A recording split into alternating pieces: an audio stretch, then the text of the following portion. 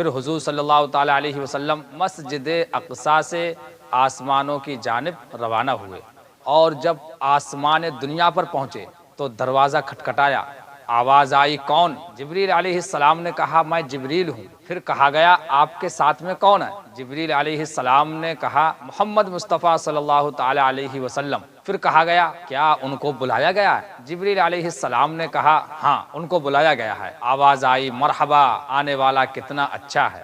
پہلے آسمان پر حضرت آدم علیہ السلام سے ملاقات ہوئی تو آدم علیہ السلام نے آپ کو دیکھ کر سلام کیا اور کہا اے صالح نبی، نیک فرزند، مرحبا مرحبا، یعنی آپ کا آنا مبارک ہو۔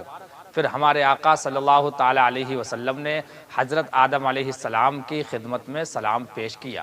اس کے بعد حضور صلی اللہ تعالی علیہ وسلم دوسرے آسمان پر تشریف لے گئے اور حضرت یحییٰ اور حضرت عیسیٰ علیہ السلام سے ملاقات ہوئی۔ پھر تیسرے آسمان پر حضرت یوسف علیہ السلام سے ملاقات ہوئی، اور چوتھے آسمان پر حضرت ادریس علیہ السلام سے ملاقات ہوئی، اور پانچویں آسمان پر حضرت ہارون علیہ السلام سے ملاقات ہوئی، اور چھٹے آسمان پر حضرت موسیٰ علیہ السلام سے ملاقات ہوئی۔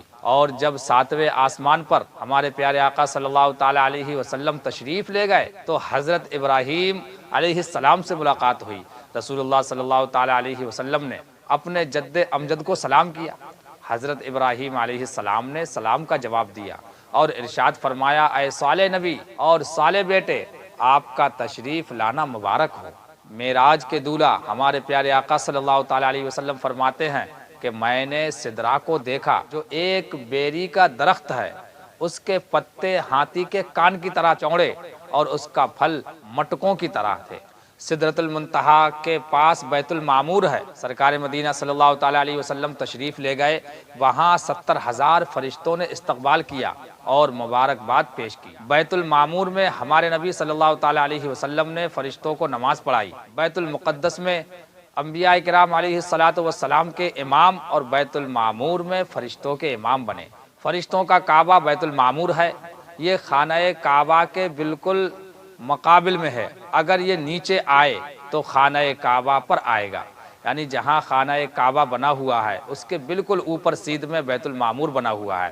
جس طرح انسان خانہ کعبہ کا طواف کرتے ہیں، اسی طرح فرشتے بیت المعمور کا طواف کرتے ہیں، اور ہر روز 70,000 فرشتے بیت المعمور کی زیارت کے لیے آتے ہیں، اور 70,000 فرشتے صبح اور 70,000 شام کو رسول اللہ صلی اللہ تعالی علیہ وسلم کے روضہ انور پر مدینہ منورہ میں زیارت کے لیے حاضر ہوتے ہیں اور صلاۃ و سلام پیش کرتے ہیں۔ فرشتوں نے اللہ تعالیٰ کی بارگاہ میں عرض کیا اور حضور صلی اللہ تعالی علیہ وسلم کی زیارت کی خواہش کا اظہار کیا تو انہیں اجازت دی گئی، تو فرشتوں نے اپنی کثرت سے چھپا لیا، یعنی تمام فرشتے سدرا پر بیٹھ گئے تاکہ رسول اللہ صلی اللہ تعالی علیہ وسلم کی زیارت کی سعادت حاصل کریں۔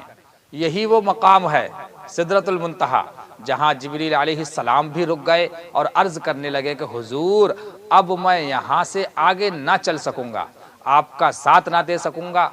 حضرت جبریل علیہ السلام نے عرض کیا اگر میں سدرا سے آگے بڑھوں گا تو تجلیات ربانی کی تاب نہ لا سکوں گا اور میں جل جاؤں گا۔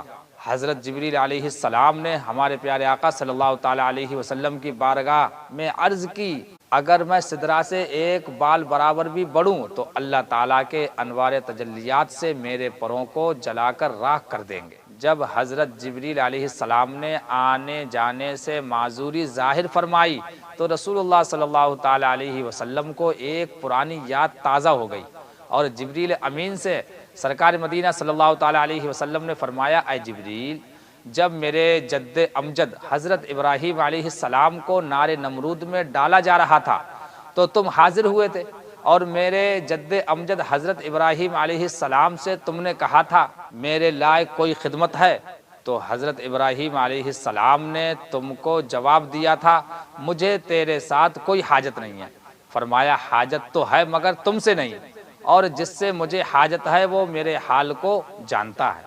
حضرت ابراہیم علیہ السلام نے حضرت جبریل علیہ السلام سے کوئی مدد نہیں لی، مگر حضرت جبریل علیہ السلام نے مدد کرنے کی گزارش کی تھی تو رسول اللہ صلی اللہ تعالیٰ علیہ وسلم کو اپنے جد اعلیٰ حضرت ابراہیم علیہ السلام کی طرف سے اس احسان کا بہترین بدلہ دینا تھا۔ تو رسول اللہ صلی اللہ تعالیٰ علیہ وسلم نے فرمایا، اے جبریل امین، اپنے رب تعالیٰ کے قرب خاص میں جا رہا ہوں، جہاں کوئی نبی اور رسول نہیں جا سکتا، حتیٰ کہ اے جبریل تو بھی نہیں جا سکتا۔ اب اگر تمہارے پاس کوئی حاجت ہے تو بتاؤ، میں اپنے رب تعالیٰ کی بارگاہ میں پیش کر دوں گا۔ حضرت جبریل علیہ السلام انبیاء کرام کی خدمت میں حاضری دیتے اور ان کی حاجت پوری فرماتے، اور ہمارے آقا صلی اللہ تعالیٰ علیہ وسلم نے جبریل امین کی حاجت پوری فرمائی۔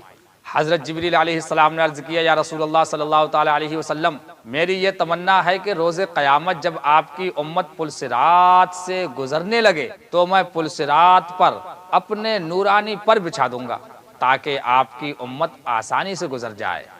پل صراط اگرچہ بہت نازک جگہ ہے، لیکن جب قیامت کے دن امت پل صراط سے گزرے گی تو نبی کریم صلی اللہ تعالیٰ علیہ وسلم پل صراط کے پاس کھڑے ہو کر دعا فرما رہے ہوں گے، ربی سلم امتی، ربی سلم امتی، یعنی اے میرے رب، اے میرے اللہ، میری امت کو آسانی سے گزار دے۔ اور جب امت کے گزرنے کی دعا امت کے غمخوار خود سرکار مدینہ صلی اللہ تعالیٰ علیہ وسلم نے کی ہے تو اب جبریل کے پر بچھانے کی حاجت کہاں ہے؟ ہمارے پیارے آقا صلی اللہ تعالیٰ علیہ وسلم عرش پر جلوہ گر ہوئے۔ سدرا سے عرش تک 70,000 پردے ہیں اور ہر پردے کے درمیان 500 برس کا فاصلہ ہے۔ عرش کے اوپر نہ کوئی مکان ہے نہ سامان، سب عرش کے نیچے ہیں۔ عرش کے اوپر لا مکان ہے۔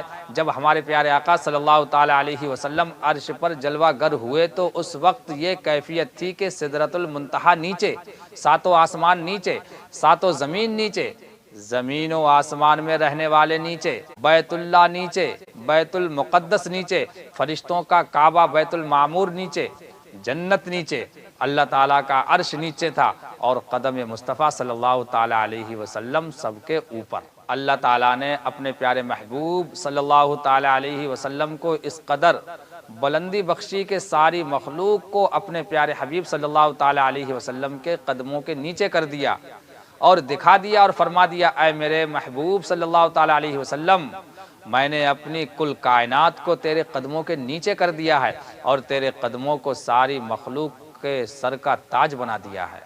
رسول اللہ صلی اللہ تعالیٰ علیہ وسلم جب عرش اعظم پر جلوہ گر ہوئے تو عرش نے نبی کریم صلی اللہ تعالیٰ علیہ وسلم کے دامن عظمت کو تھام لیا اور عرض کیا، یا رسول اللہ صلی اللہ تعالیٰ علیہ وسلم، صرف آپ کی ذات اقدس کو اللہ تعالیٰ نے اپنے جلال احدیت اور جمال صمدیت سے آگاہ فرمایا ہے، اور میں غمزدہ ہوں، آہیں بھرتا ہوں، مگر کوئی راہ نہیں پاتا جس سے اپنی حاجت پوری کروں، جبکہ اللہ تعالیٰ نے مجھے اعظم خلق بنایا ہے اور میں ہیبت و خوف میں مبتلا ہوں۔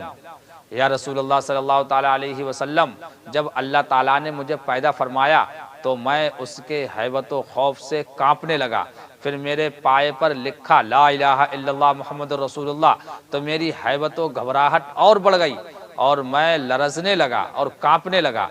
جب محمد رسول اللہ صلی اللہ تعالیٰ علیہ وسلم لکھا تو مجھے سکون حاصل ہوا اور میرا ہلنا اور کانپنا دور ہوا اور میری بے چینی اور گھبراہٹ ختم ہو گئی۔ آپ کا اسم مبارک میرے دل کے لیے چین اور قلب کے لیے اطمینان کا سبب ثابت ہوا۔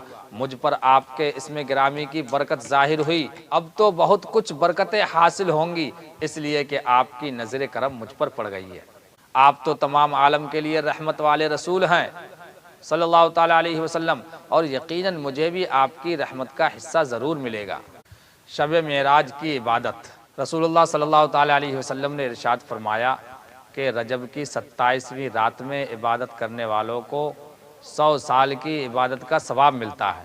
جس نے اس رات میں 12 رکعت نماز اس طرح پڑھی کہ ہر رکعت میں سورہ فاتحہ پڑھ کر قرآن کریم کی کوئی سورت پڑھے اور 2 رکعت کر کے پڑھے، اور 12 رکعتیں پڑھنے کے بعد 100 مرتبہ یہ تسبیح پڑھے، سبحان اللہ والحمد للہ ولا الہ الا اللہ واللہ اکبر، پھر 100 مرتبہ استغفر اللہ اور 100 مرتبہ درود شریف پڑھے، تو دنیا و آخرت کے تمام کاموں کے متعلق جو کچھ چاہے دعا کرے اور صبح میں روزہ رکھے تو یقیناً اللہ تعالیٰ اس کی تمام دعاؤں کو قبول فرمائے گا، مگر یہ کہ وہ کسی گناہ کی دعا نہ کرے۔